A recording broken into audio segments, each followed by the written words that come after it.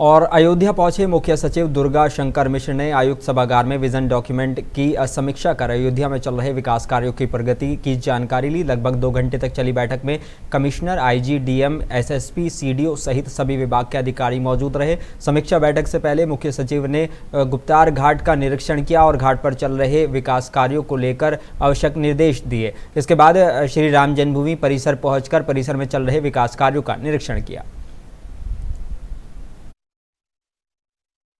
काम जो है, अभी जो भगवान राम का मंदिर बन रहा है और अभी आपको पता चला होगा कि जनवरी के महीने में इसका पहला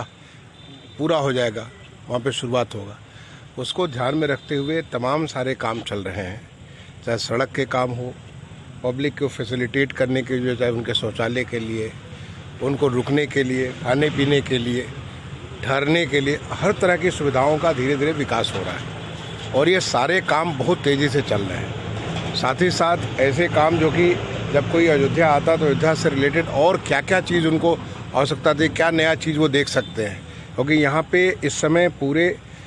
देश से ही नहीं बल्कि पूरे दुनिया की निगाह हमारे अयोध्या के ऊपर है। अयोध्या का